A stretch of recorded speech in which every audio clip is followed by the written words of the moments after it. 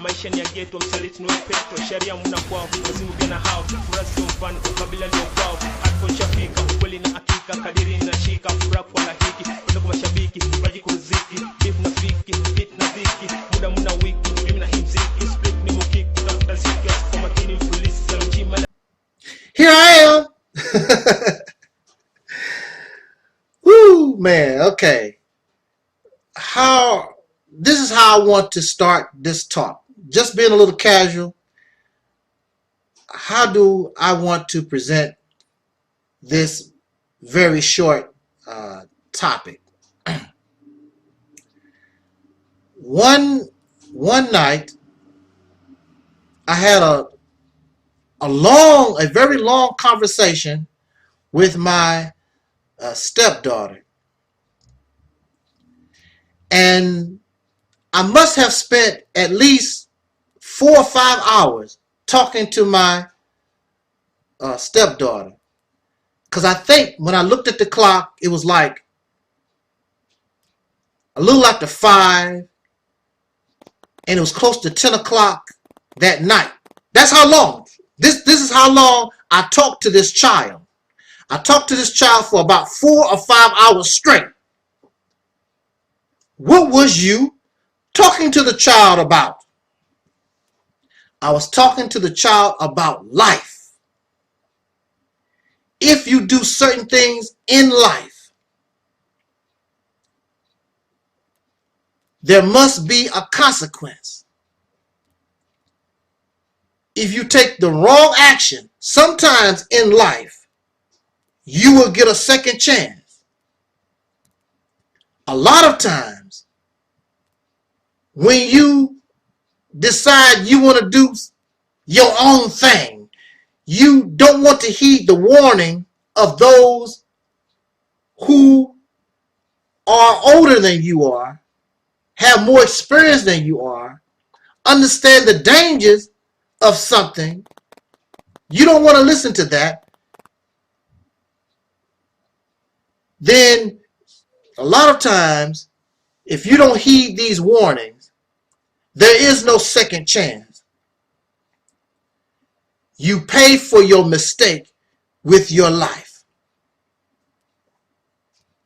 And the reason why we was having this conversation is because she was just getting on her feet, just got a wonderful, decent paying job, beautiful car, nice apartment.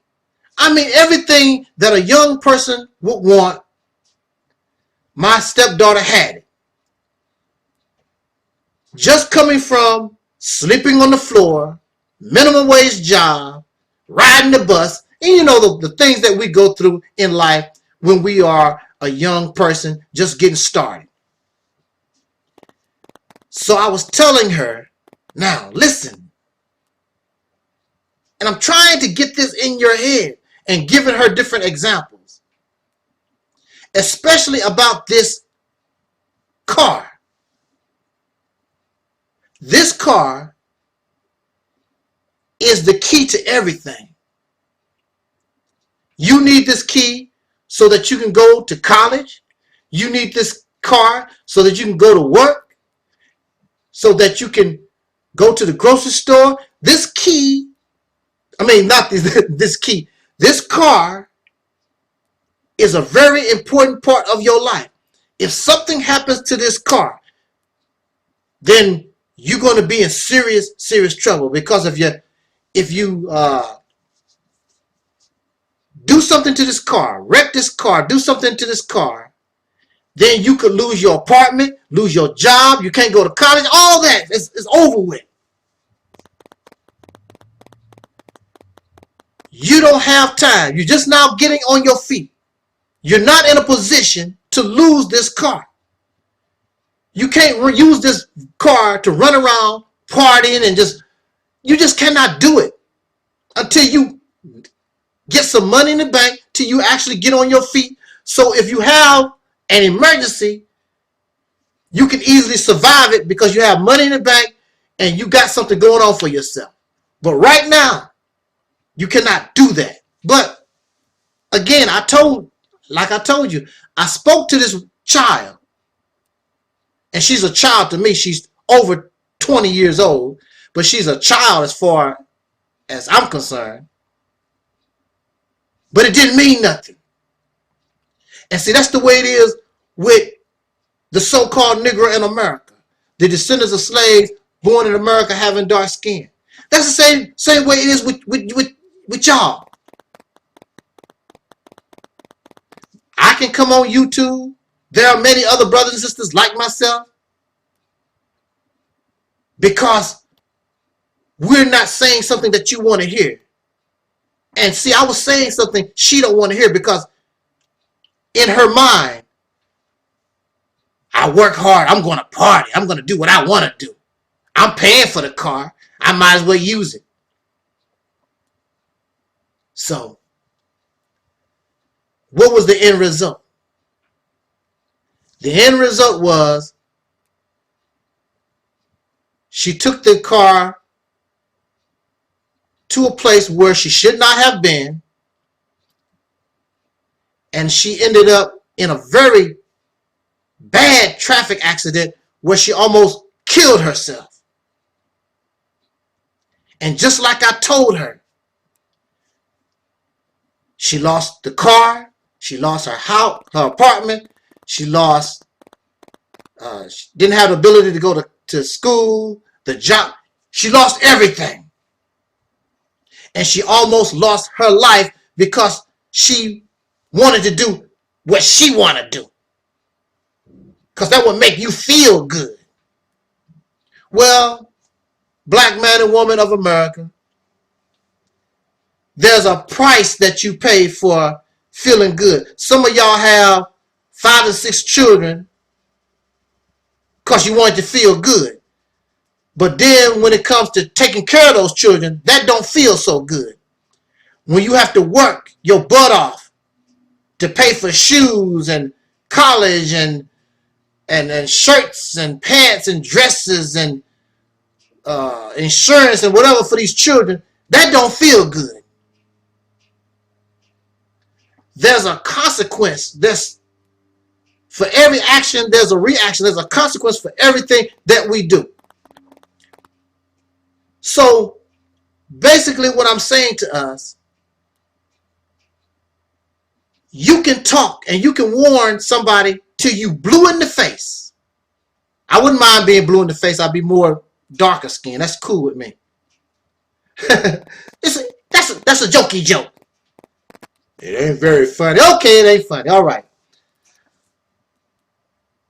But all I can see for the future of so-called black people, I don't see a good future for you. Because you want to do what you want to do. Well, you have been doing what you want to do, or what you think that you should do. You've been doing that for going on 500 years. And look where you are. So my stepdaughter did what she want to do. And what makes it so bad? And this is another thing. I told her and made very clear. Because of my own financial situation, I cannot help you. This is the number one reason why I'm telling you this. If you mess up, I can't help you. So you have to watch yourself. Didn't make no difference. In this ear, out the other. Didn't make no difference. So now you laying up in the hospital, all broken up. Help me, help me. I told you. I can't help you. Then you lied to me. And see, that's how y'all do. We're going to do better. Then you lie to yourself. You actually believe that You don't have to change. You can stay being a Negro. You can still be a nigga. You can still be the way that you are right now. And for some reason, you're going to be magically given a place in heaven when you are a hellraiser. You are a hellraiser. The only place for you is in hell. The actions of my stepdaughter took her to hell. Had she stayed on the path, had she heeded the warning from an angel, then who knows what wonderful position she would be. And then when you are blessed, as they say in religious teaching, then you can bless others. But now you can't hardly help yourself. Now you back to square one. But now you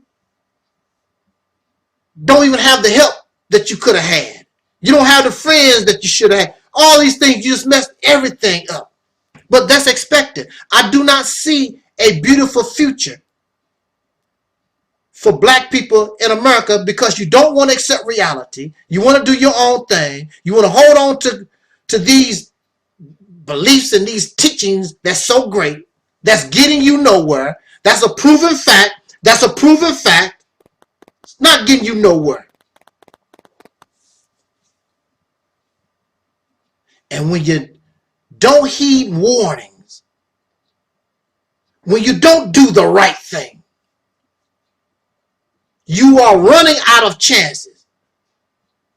And the sad thing about it is,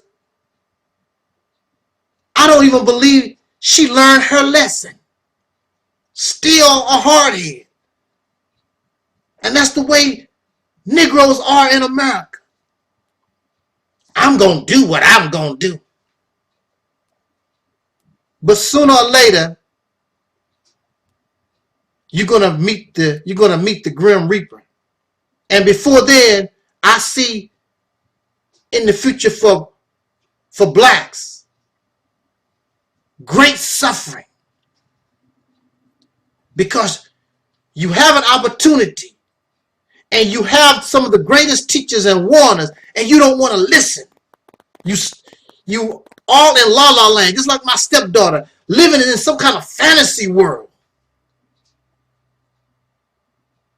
And your fantasy world, when it collides with reality, the interaction can be disastrous. As she found out, and as we as a people are going to find out. I would not be shocked that one day that you will walk the streets and there will be so many dead that you cannot even bury them. They'll be all over the street. Remind you of Katrina. So many bodies you couldn't even get them and bury them. People walking over rotten corpse. Because you won't accept the reality of it. You won't do what is necessary in the appropriate time. You won't do the appropriate thing at this appropriate time. You're doing the wrong thing. So we try to help and you try to warn people, but sometimes no matter how much you warn people, no matter how much you help people, they are just not going to do any better. So I have accepted that. But it costs me nothing to continue to try to warn. And you deserve somebody trying to show you better. You deserve that. Are you going to do better? That's another question. Because clearly, it does not seem like you're interested. You, just like my stepdaughter, have to learn the hard way.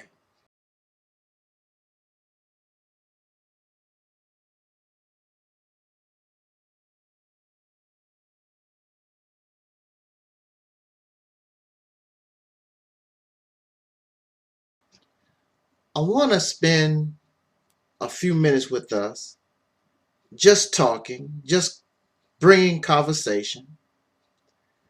And the topic that I've chosen for these brief few minutes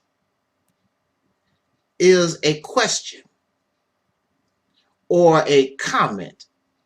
A comment question. A little bit of both, I guess. And that is, why do the people of soul, y'all still call us black because you living in racism, why do black folks expect their leadership to be perfect? Caucasian people, nobody else expect their leaders to be perfect. And the reason why this is brought up is because of the recent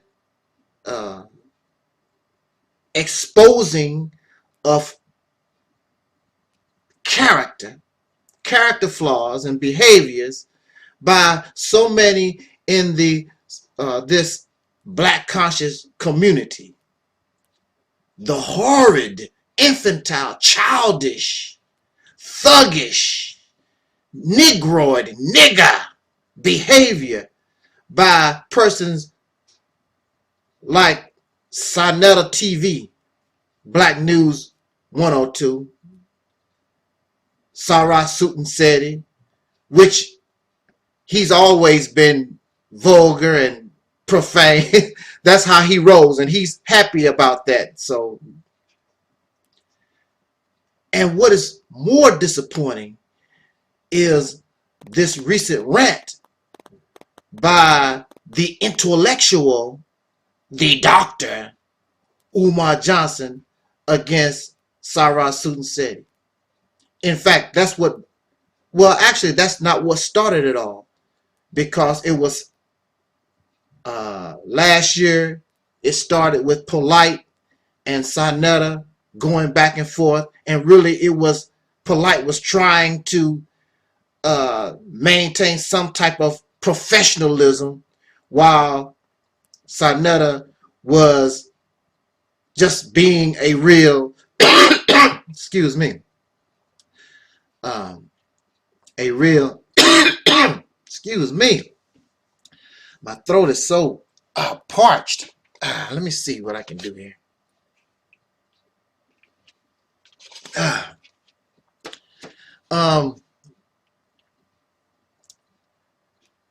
Again, Polite was trying to maintain a certain amount of professionalism, while Sinetta was just profane and vulgar and nasty.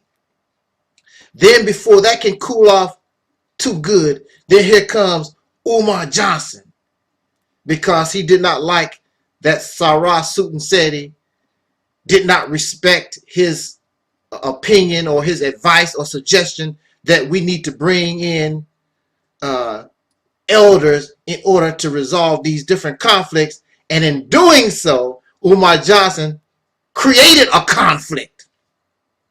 And you want to know something? Where are these elders he talking about? Where are these older people? You have not heard nothing from none of them that he's talking about. They are supposed to come together to help resolve conflict and beef.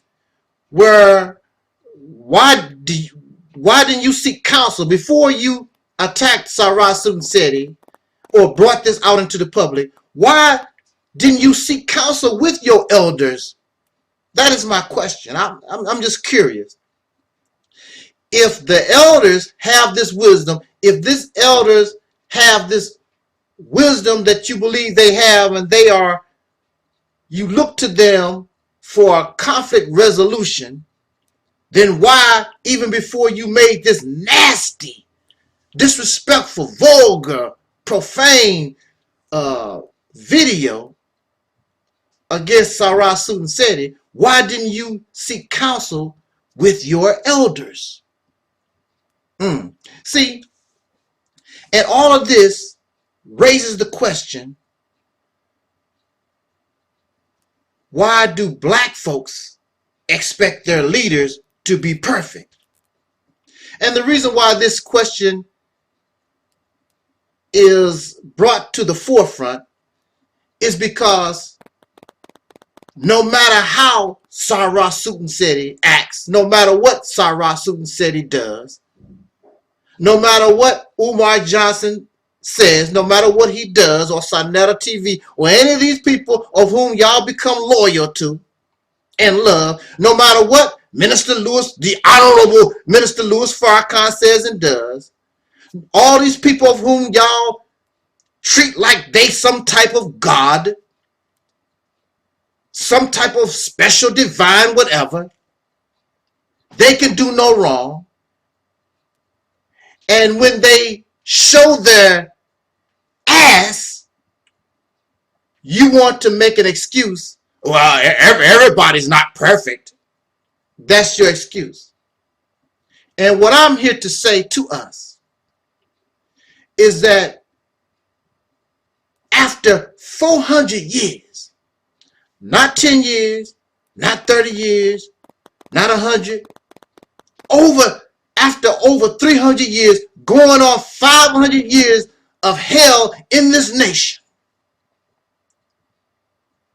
don't you think that these who are the descendants of slaves born in America, don't you think that we deserve strong, firm leadership that has some type of morality? We need strong examples for ourselves and our babies and for our people so they can stand fast and stand firm. But you want to give us these weaklings who don't have to have no responsibility for what they say or what they do because you like them. You can go to a job and you can be a very good employee and the boss can like you. But if you say and do the wrong thing, you can get fired.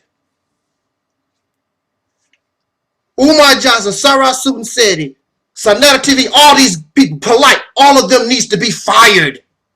They don't represent you. Is this the type of representation that you want in the world? A bunch of thug, wannabe, conscious, silly Negroes who can't control themselves so I can be a black leader. And my intent might be good, but I'm a drug addict. Everybody know I'm a drug addict. Well, everybody not perfect. So I'm on the video. Black, whoo, man, that is some good stuff. Black power, my family. Whoo, that's some good ganja. Well, I'm going to be bringing this, excuse me. Whoo. Now, we're going to be bringing this lecture to Sacramento, California. And I hope that y'all got some good weed there and a little bit of that blow. Because we're going to fire it up. Who that remind you of? This is your leadership. You stand on this. Or I could be drunk. Hey. And you know, shut up. I'm black conscious. And the Metanetta gonna do this. And the Egypt Kebet gonna do that. What? Hey. Will you be quiet? Be quiet.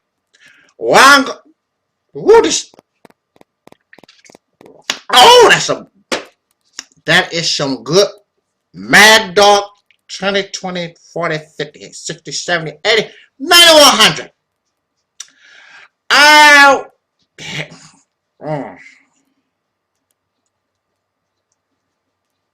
These are your leaders. These are the heads of your future nation. This is your leadership. And this is what you want to represent. Now, let me make something very clear. Of course, nobody can be perfect. But we're not even trying. We're not even trying. You deserve somebody that's willing Oh, wow.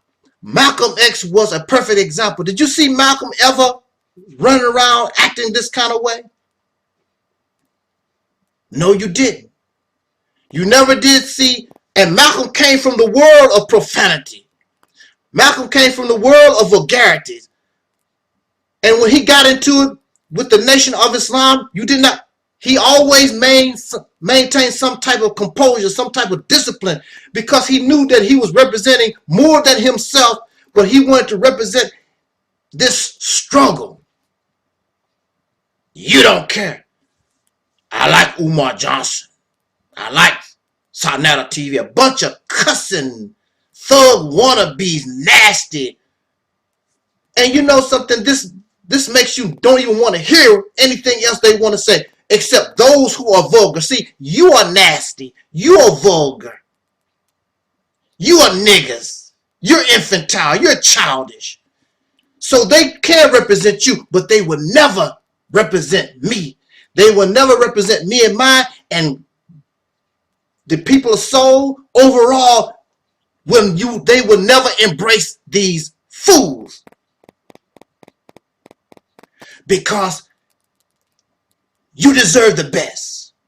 You deserve leadership that is moral. You deserve leadership that is not a con man and a scam artist and a thug Negro and all this stuff that these folks are representing. You and I deserve more than that.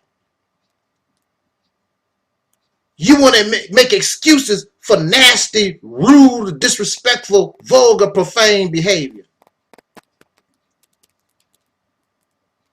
So if that's what you want, and you wonder why you still a slave, you wonder why the blind cannot lead the blind. Clearly these persons have not evolved. They have not matured. They cannot guide you anywhere. It's very clear. But you like them. It's all right to like a drunk. It's all right to like a dope addict and a guy who go to strip clubs. Black Conscious, he's in the strip club watching the G-string in the woman's backside. Black Power family, I'm the Prince of Pan-Africanisms.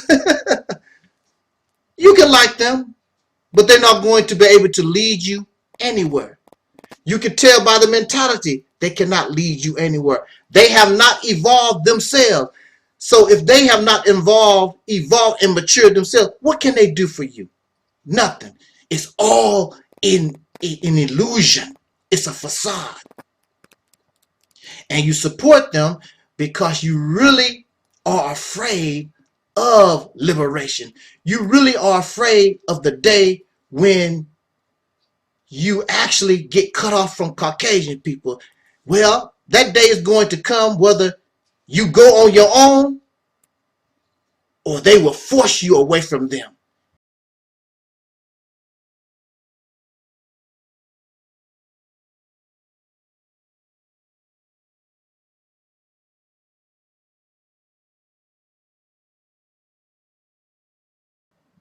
I was watching a video, and I believe it was here on YouTube.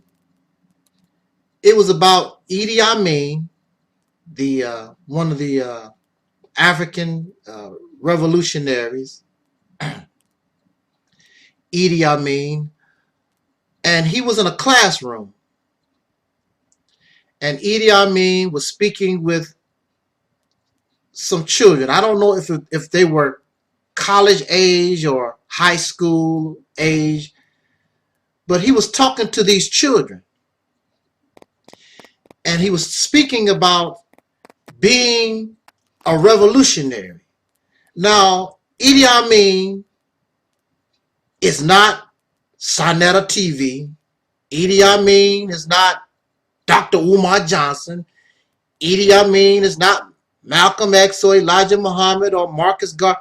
Idi Amin was involved in a real revolutionary movement, participated in a coup that placed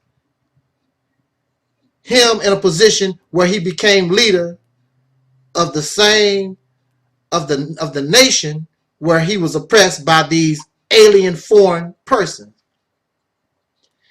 And he was speaking to these children.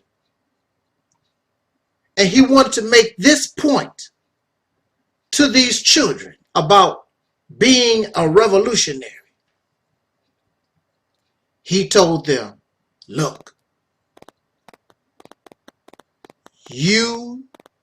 I'm paraphrasing, I'm not saying it verbatim what he actually said, but he was saying, basically, you cannot be drunk. Listen, you cannot be drunk. You cannot be high. You cannot be a drunk. You cannot be a dope fiend and call yourself a revolutionary. Because, as we all know, drinking and drugging hinders your ability and it impairs the mind to the task at hand. And the task at hand is that you need everything, all your thinking processing, working the best that you can so that you can rebel, revolt against that which oppress you. After you defeat your oppressor, after you kill your oppressor, after you take your oppressor out of power, then you can take the time to celebrate. And if you want to get a little drunk, if you want to get high, you celebrating, who cares? But until that time comes, you hinder the ability to think properly. And he told them, I'm not just telling you just for the sake of telling you. I'm telling you from experience. So, through experience, Idi Amin found that smoking a little weed, getting drunk, whatever, it was detrimental to what they wanted to do. So, it had to be a requirement that all revolutionaries did not partake in getting drunk and getting high. This goes back to the conflict between the Native American people who were called Indians and the Caucasian Europeans who were the aliens and the foreigners.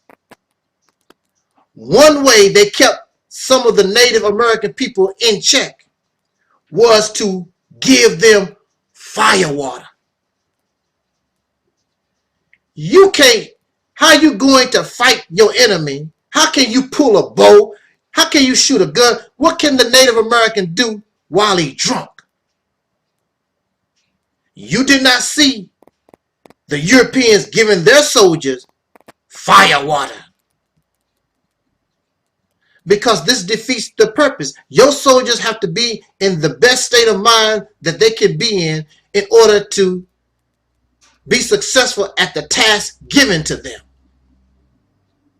So along with fire water,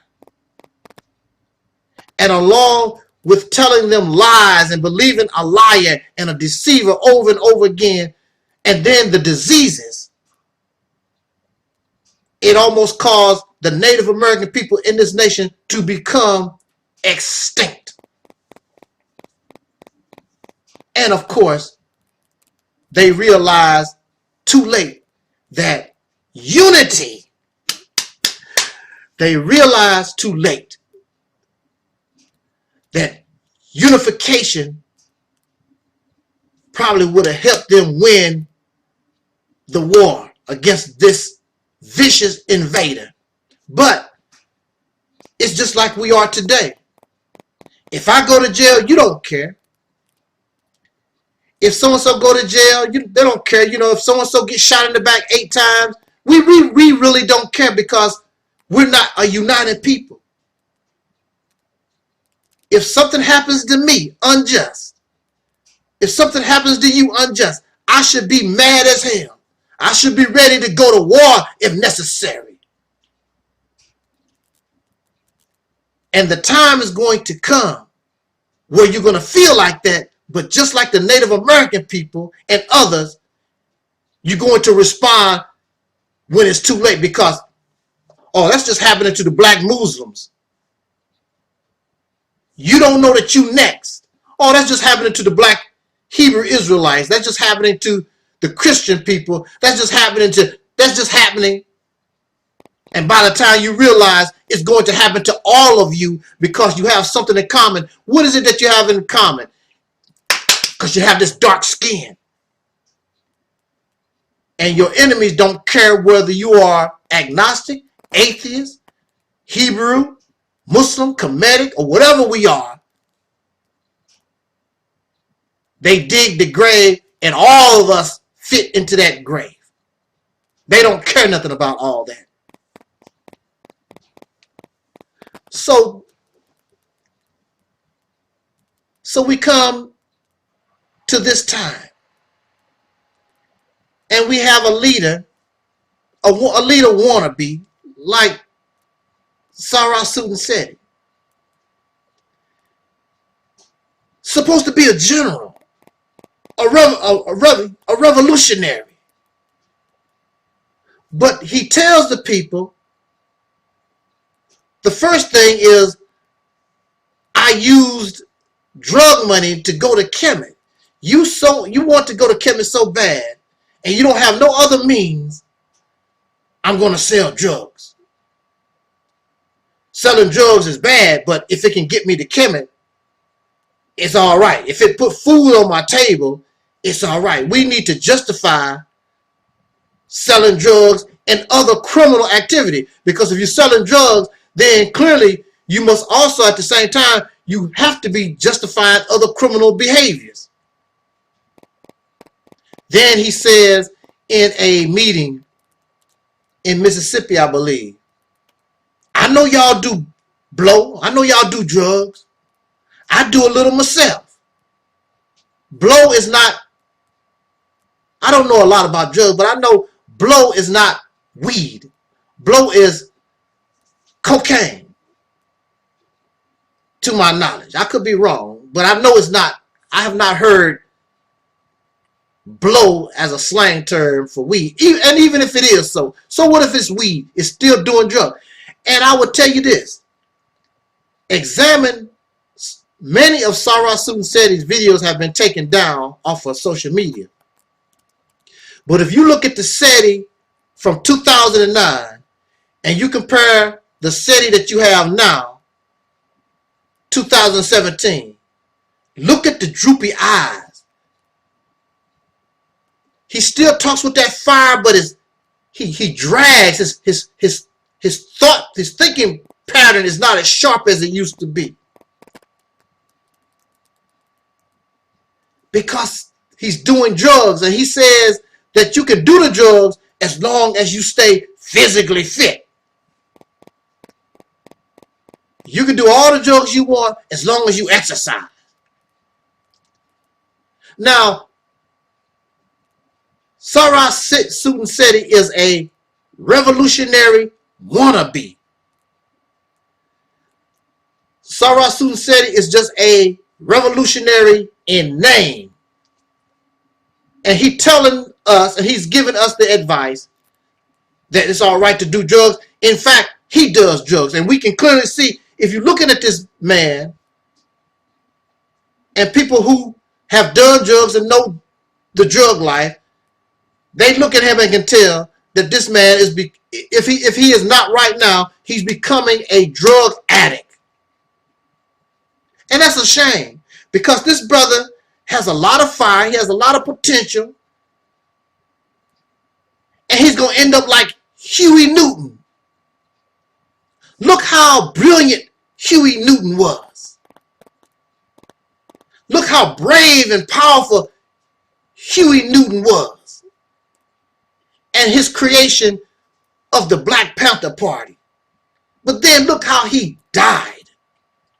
He died as a drug addict.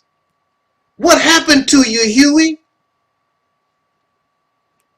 Idi Amin was a real revolutionary. And he's telling the children, do not use drugs. Do not get drunk. So who will you listen to? Who should you follow? Seti or Idi Amin? Who's going? In fact, Idi Amin was successful in his revolutionary activity. The only thing you get from Seti is not a plan of action, nothing of a revolutionary, in a revolutionary sense. All you get is a bunch of comedic scholarship. And then he's a general, but he tells you, he does not give orders. He's telling you that you should already know what to do. Generals give orders. Generals sit back and design plans of action. General understands the enemy. The general understands war. The reason why Seti cannot do this, first of all, he's high on dope most of the time. But he does not really understand the concept of revolution, not only on a psychological basis, but not even on a physical basis. If you had to actually go to war with weapons, he has no idea. He has no idea of what you need to do, what you should be looking for. But then, what can you expect from a dope addict? A dope addict that's has a lot of potential. He talks a good game, but is still a dope addict. A cussing, profane, vile dope addict. And I'm profane because I want to be down with the hood. Actually, you're doing the people in the hood a disservice because you're really demeaning them like they don't understand proper English. You have to always, and a mother this and a bitch this and such. You act like they really stupid. I would not demean you like that. I don't see you like that. You should be the example of a higher potential. You should be the example of the leader that you claim that you want to be.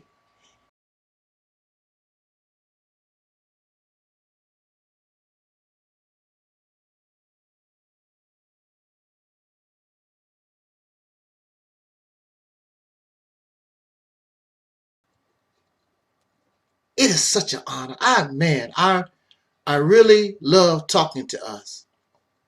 Sometimes, I'm going to be quite honest, sometimes I feel like I'm talking to a wall.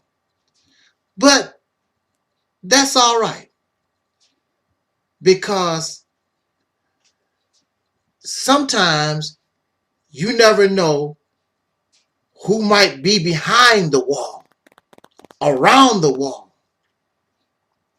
And although you're talking to a wall, when you come out here and you feel as though perhaps nobody is listening to you, this is the internet. This is advanced social interaction where you can put out a video and it can be seen all over the planet.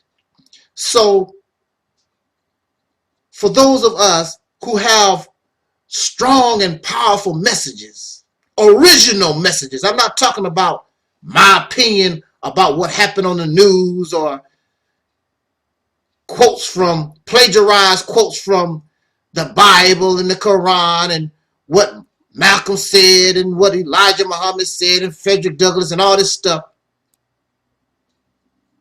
You have living people with original ideas, new creativity. This shows that we are alive. But see, when you're dealing with a mentality that is dead, the dead cannot comprehend life. So there's nothing wrong with me. There's nothing wrong with you. It is something wrong with those around us because we're actually walking among the living dead, the zombies. But if you keep the faith, as they say in religion, keep walking, keep talking, you and I don't know what zombie we might awaken that could change, that could begin a process that changed the whole reality of how we live right now. And it needs to be changed. The religious text tells us that it needs to be changed. It talks about a great war in the Revelation, this war of Armageddon. This war of Armageddon is to demonstrate change, not to stay the way that it is now. The religious text continues to talk about that your God is to bring in a new world, a new heaven, and a new earth. And the former things shall pass away. And that's the problem of the zombie. That's the problem of these who have dead minds. They are comfortable in their grave. They are comfortable. Instead of trying to move forward, they're trying to go backwards to Kemet, to some other ancient past, when they should be moving forward, because all those things, according to religious texts, they need to pass away. Another way of talking about something passing away is your digestive system. When you put in food and you pass gas, you pass a load, or you have a bowel movement, what you took in was good, but now you use what it can offer and it passes out of the body. So here we are, a body of a people, and you take in, and we have taken in things that are wonderful. I don't want to degrade or make mockery of nobody's belief system or the way that you think, but you must let them go through the body. They serve their purpose. You've gotten all the vitamins, all the minerals that you can out of these ideologies. Now you must allow them to pass, and then you pick new fruit, new vegetables, put new meat on the table. And fresh food is the best food for the body. Not something in a can, not something from the past, something wrapped up in a can or frozen. The best food for you is fresh food. And you wonder why you are not progressing. You're not moving the way that you should, because you're not getting your proper nutrients. You're eating packaged food, processed food, old food. That's not what I wanted to talk about, but I guess I can make my point within the next 7 some minutes that I have left. I want to make my point on this particular topic. I want to talk about Serena Williams. I want to talk about Serena Williams because at one time I did have a little crush on Serena Williams, beautiful black woman. I love to see the Williams sisters play tennis. They made me watch tennis. I did not care anything about tennis. I did watch a little Arthur Ashe and what's her name, Zenith Garrison, I believe it was. But there was nobody, and have nobody been like Serena and Venus. Especially Serena. I love me some Serena. But in recent times, I've been sort of withdrawn from Serena. And Serena, I'm sorry, but you and I really fell out when she had that plastic surgery on her face. You messed up a beautiful face with this nose thing that you done. I just don't get it. But now, I'm telling you, now she really has jumped the ditch with this here. Now, let me find the picture here. Okay, now there. Now, she shocks the world by announcing her engagement with this fella. Now, if just by looking at this picture, there's Serena with her new nose. But I mean, just by looking at this, I mean, come on. I mean, it has nothing to do with hate or anything. This does not make sense. This is not a match. It does not. It's not. Let me tell you something.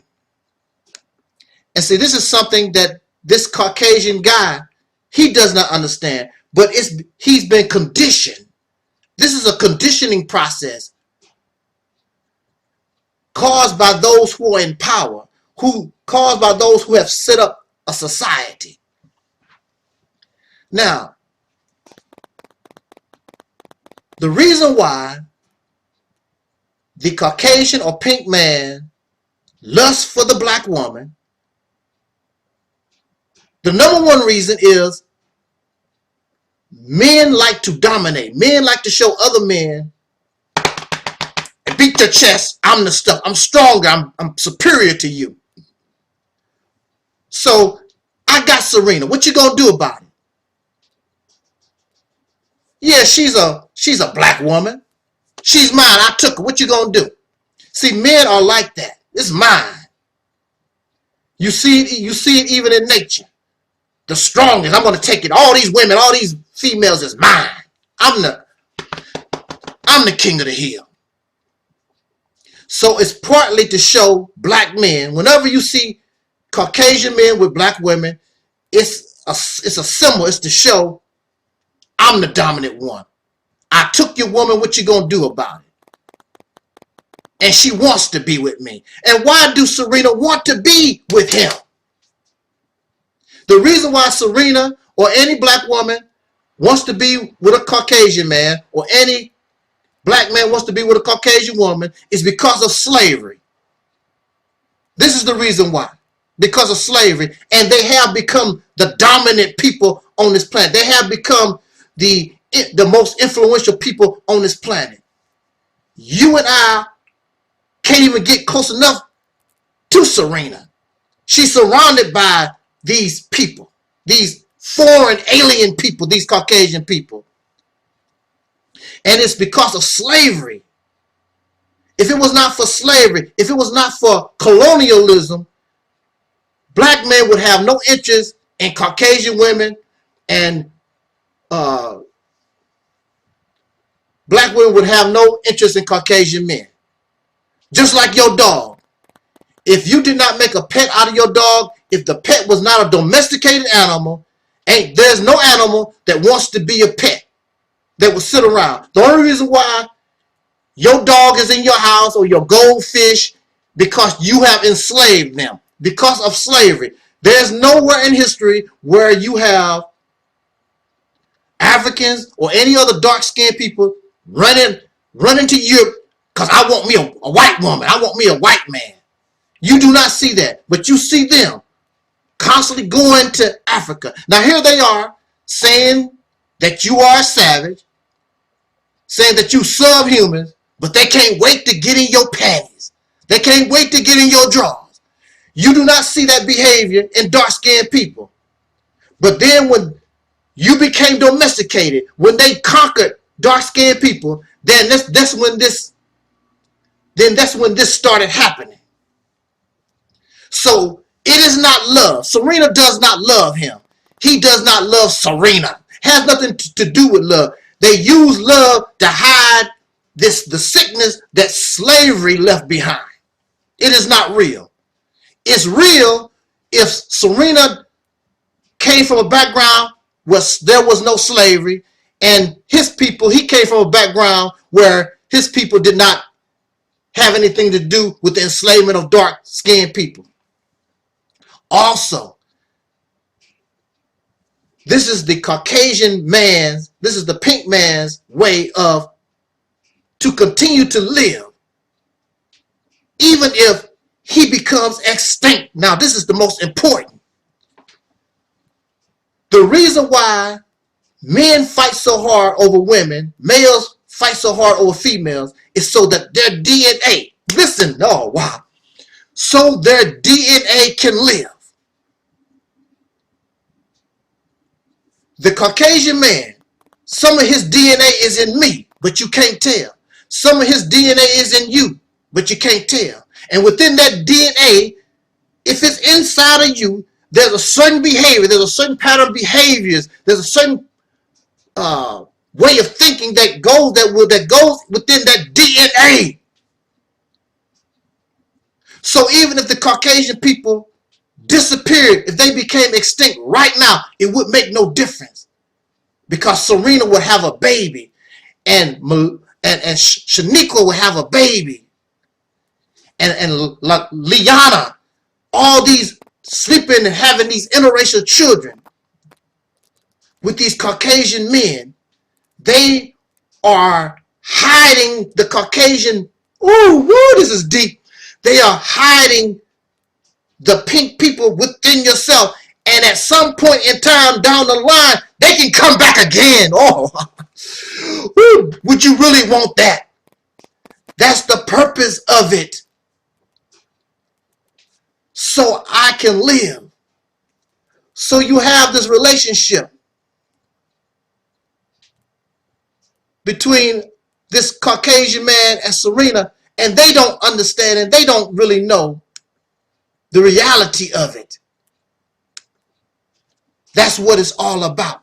It's bigger than them. It's not about love. It's about the survival of a mentality, the survival of a people. And she doing it with a smile. She don't know it because she's just a slave. Just like, I'm not calling Serena a dog or nothing like that, but she's domesticated. Just the way your dog and cat and goldfish, how they smile at you, whatever, when they should be trying to slice your throat. Being a slave to them. So, that's what's going on here. Has nothing to do with love. This is the battle of DNA. This is to keep myself alive.